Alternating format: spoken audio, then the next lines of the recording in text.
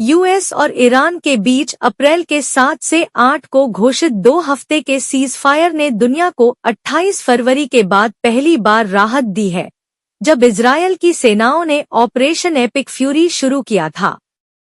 Iran अपनी सेना के साथ तालमेल करके होर्मुज स्ट्रेट से सुरक्षित रास्ता देने पर राजी हो गया है। यह वही स्ट्रेट है जिसके बंद होने से भारत में दशकों में सबसे बुरा कुकिंग गैस संकट पैदा हो गया था। भारत की बस्तियों, चौलों और किराए के कमरों में रहने वाले ज्यादातर लोग जो सवाल पूछ रहे हैं वह है, मेरा सिलेंडर कब वापस आएगा? इसका सीधा जवाब है, अभी फिलहाल तुरंत तो नहीं आएगा। जलमरूमध्य का फिर से खुलना शर्तों के अधीन और नियंत्रित है, बिना शर्त नहीं। ईरान के 10 सूत्रीय संघर्ष विराम ढांचे में एक नियंत्रित आवागमन प्रोटोकॉल शामिल है, जिसका समन्वय ईरान के सशस्त्र बलों द्वारा किया जाएगा। इसका मतलब है कि कौन और कब वहां से गुजरेगा, इस पर तेहरान का ही नियंत्रण रहेगा। यह किसी स्वतंत्र और खुले जलमार्ग जैसा बिल्कुल नहीं है। भारत में अभी कहां उतर रही एलपीजी?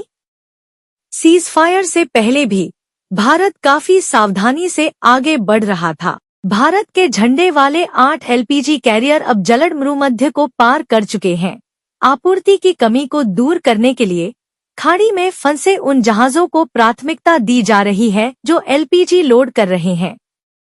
बिजनेस स्टैंडर्ड की रिपोर्ट के अनुसार सीबर्ड नाम का एक एलपीजी जहाज, जिसमें लगभग 44,000 मीट्रिक टन ईरानी एलपीजी लदी थी, 2 अप्रैल को मंगलुरु पहुंचा और अभी वहां एलपीजी उतारने का काम चल रहा है। पेट्रोलियम मंत्रालय ने इस बात की पुष्टि की है कि भारतीय रिफाइनरों ने अमेरिका द्वारा दी गई 30 दिनों की छूट के तहत ईरान से कच्चा तेल और एलपीजी खरीदना फिर से शुरू कर दिया है। ये सार्थक कदम है, लेकिन एक ढांचागत कमी के सामने ये महज बूंदें ही हैं। भारत का घरेलू एलपीजी उत्पादन राष्ट्रीय खपत का केवल 40% ही पूरा करता है।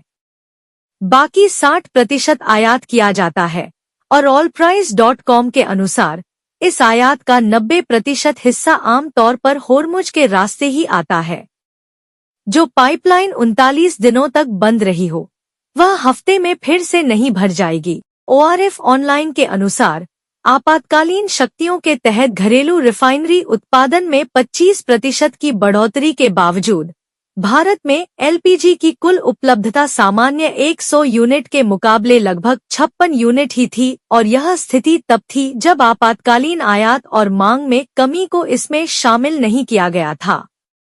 जब से टैंकरों की आवाजाही फिर से शुरू हुई है, तब से यह स्थिति बेहतर हुई है, लेकिन यह अभी भी पूरी तरह से सामान्य स्तर पर नहीं लौटी है।